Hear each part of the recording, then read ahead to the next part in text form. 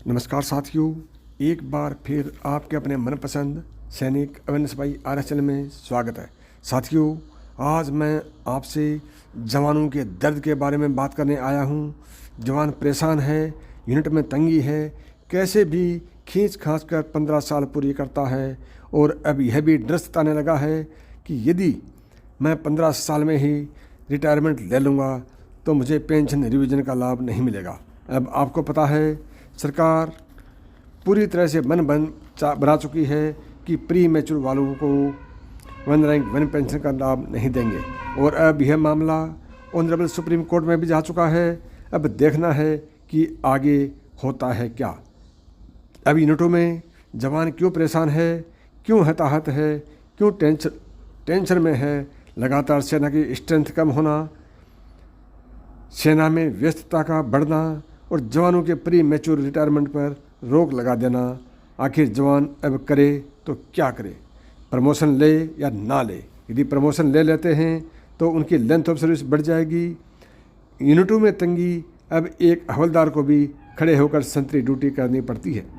यूनिटों का माहौल क्यों बिगड़ रहा है, आज आप और हम अच्छी तरह से जानते हैं। मैंने भी सेना में बड़ी लंबी सेवा दी है, सेना को अंदर से अच्छी तरह से देखा है, परखा है और सहा भी है। आज सेना में जो तंगी है उसमें सुधार हो सकता है यदि हम सोचें कि यह सुधार मोदी जी करेंगे या रक्षा मंत्री जी करेंगे। यदि हम ऐसा सोचते हैं तो हमारी सोच गलत है।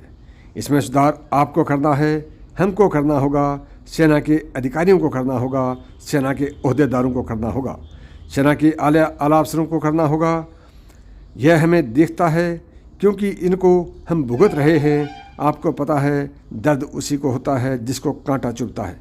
आइए अब बात करते हैं, सेना में तंगी क्या है, किस प्रकार से तंगी बढ़ रही है, तंगी को कौन बढ़ा रहा है और उसका समाधान क्या है। ये सब जानने के लिए आज की वीडियो को आप बिल्कुल भी स्किप ना करें, बिना स्किप किए हुए पूरी वीडियो को देखें।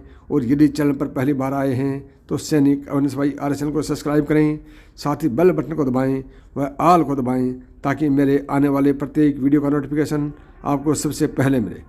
सबसे पहले मैं बात करूंगा कि तंगी के कारण क्या हैं, क्योंकि पहले की सेना और आज की सेना में काम करने के ढंग में बड़ा बदलाव आ चुका है। हम कहते हैं जवानों पर काम का प्रेशर ज़्यादा है, वर्कलोड ज़्यादा है। ज़्यादा क्यों है, यह भी एक सोचने वाली बात है। यदि एक यूनिट में 600 बंदे हैं तो उसमें से 200 जवान बाहर हैं जो यूनिट के किसी काम के हाथ नहीं बढ़ाते हैं। उनका लोड तो उन बाकी के 400 बंदों पर ही आना है। यदि यूनिट के 600 के 600 जवान यदि यूनिट में हैं और 800 का काम यूनिट को मिल जाता है तो भी यूनिट अच्छी तरह से उस काम को कर लेगी। दूसरी बड़ी बात है ऑपरेशनल कमिटमेंट की, तो वो तो होना ही है। ऑपरेशनल कमिटमेंट जायज़ है, हम इसको गलत नहीं बोल सकते हैं। बहुत से ट्रूप्स फॉरवर्ड एरिया में होते हैं। दूसरा लोड है ट्रेनिंग का, तो ट्रेनिंग तो चलना ही है, चाहे कम्युनिकेशन का हो, प्रमोशन का कैडर हो, ट्रेड ट्रेनिंग हो या फिजिकल ट्रेनिंग हो, वह भी जायज़ है। यूनिटों में आजकल कंपटीशन बहुत ज़्यादा बढ़ गए हैं, चाहे गेम का कंपटीशन हो या क्रॉस कंट्री का हो, व्हीकल का हो, कम्युनिकेशन का हो या इंटर कंपनी कोई भी कंपटीशन हो। कंपटीशन के कारण जवान छुट्टियां नहीं काट पा रहे हैं। मैंने जितनी यूनिटों में नौकरी की है उन सभी जगह पर मैं बोलता था कि कंपटीशन को कम करो, हमारे जवान छुट्टियां नहीं काट पा रहे हैं। बहुत से कंपटीशन ऐसे होते हैं जिनकी ज़रूरत नहीं होती है। यूनिट के ऊपर प्रेशर होता है कि CO साहब आ रहे हैं, गेम को देखने वाले जवान नहीं हैं, देखने वालों को बुलाओ। उन देखने वाले जवानों के बुलाने के चक्कर में CHM परेशान है, RHM परेशान है, कंपनी का सीनियर JCO परेशान है और सूबेदार मेजर ने तो करना ही क्या है, सिर्फ जवानों पर दबाव बना रखना है और अपनी ओनी रंग को पक्का करना होता है। अब मैं आपको सबसे खतरनाक बात बताता हूँ, वो है एडम वर्क की। जो फॉर्मेशन हेडक्वार्टर होता है वह यूनिट को दबा कर रखता है। कहीं कैटल गार्ड, कहीं डॉग गार्ड, ऑफिस के रनर, सभी को सभी जगह पर फौज के जवान ही चाहिए। अपने घर में काम करने वाले हो, गार्डन में काम करने वाले हों, चाहे ब्रिगेड हेडक्वार्टर हो, डिव हेडक्वार्टर हो, कोर हेडक्वार्टर हो या उन्होंने दुनिया भर के पार्क बना रखे हैं, सभी जगह पर काम करने वाले चाहिए तो सिर्फ फौजी चाहिए। यूनिट का एडम तो फिक्स होता है, चाहे मैच चलाना हो, राशन लाना हो, F4 लाना हो, फ्रेश लाना हो या राशन लाना हो या गाड़ी चलाना हो, वह तो फिक्स है, उसमें कटौती नहीं की जा सकती है। जो मैंने देखा है और सहा है कि जवान क्यों तंग हैं तो वह फालतू की फटीक। यदि जवान तंग हैं तो फालतू की फटीक से तंग हैं। इसका फ़र्क कहाँ पड़ता है? इसका फ़र्क पड़ता है जवान की छुट्टी पर। उसको समय पर छुट्टी नहीं मिल पाती है। समय पर छुट्टी नहीं मिलती है तो एक और प्रेशर जवान के ऊपर बन जाता है। कभी कभी हो सकता है कि समय पर छुट्टी ना मिले, लेकिन हमेशा ऐसा नहीं हो सकता है और आजकल जवान के साथ हमेशा ऐसा ही होता रहा है। लेकिन अब यूनिटों का माहौल ऐसा बन गया है कि हमेशा दिक्कत है और जवान घुटन सी महसूस करने लग जाता है। डेली नाइट ड्यूटी यह भी परमानेंट हो गई है। हवलदार तक खड़े होकर संतरी ड्यूटी देते हैं। दिन में पीटी करते हैं, वर्किंग करते हैं, ऑफिस का काम करते हैं, रात को ड्यूटी देते हैं। तो फिर सोना कब है? कुछ पता नहीं कब सोना है। तो जवान पर प्रेशर नहीं होगा तो क्या होगा?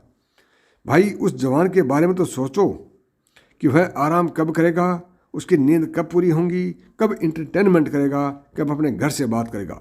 उसका भी जीवन है। एक जवान अपने लिए समय कब निकालेगा, यह सोचना है किसने है?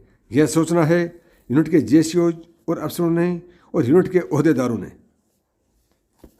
दोस्तों, इस बात के ऊपर आप ज़रूर कमेंट करें कि इसके बारे में किसने सोचना चाहिए। क्या यूनिट के अधिकारियों ने सोचना चाहिए, जेसीओ ने सोचना चाहिए या यूनिट के ओहदेदारों ने सोचना चाहिए? ओहदेदार भी मुँह बंद करके अफसर से आदेश लेते हैं और जवानों पर थोप देते हैं कि साहब का आदेश है, साहब ने बोला है। तो भाई साहब क्या खा जाएगा? साहब को बताओ कि जवान आराम कब करेगा। ओहदेदारों इस पर बिल्कुल भी चर्चा नहीं करते हो। ओहदेदारों को इस पर चर्चा करनी पड़ेगी, ओहदेदारों को इस पर सोचना पड़ेगा। यदि इन सभी बातों से तंग आकर जवान प्रीमेच्योर ले तो 1 रैंक 1 पेंशन ने फंसा दिया है। यदि प्रीमेच्योर जाएगा तो पेंशन रिवीजन का बेनिफिट नहीं मिलेगा। वह जवान जाए तो कहाँ जाए? फौज में पहले एक लेटर निकाला था कि 31 मार्च 2023 तक प्रीमेच्योर रिटायरमेंट बंद है। उसके बाद की अभी तक कोई पॉलिसी नहीं आई है। अब सेना में ट्रेडमैन कम करने की प्लानिंग की जा रही है, सपोर्टिंग सेना को कम करने की प्लानिंग की जा रही है और ये प्लानिंग भी आने वाले समय में बहुत जल्द लागू होने वाली है। तो दोस्तों, यह थी आज की ताज़ा अपडेट जो मैंने आपको बतानी थी। यदि वीडियो आपको पसंद आया हो तो वीडियो अपने ज़्यादा से ज़्यादा दोस्तों में शेयर करो। वह चैनल पर पहली बार आए हैं तो सैनिक ऑनेस्ट भाई RS चैनल को सब्सक्राइब करें। अगले वीडियो में नई जानकारी के साथ फिर मिलेंगे। तब तक नमस्कार दोस्तों, थैंक यू, जय हिंद।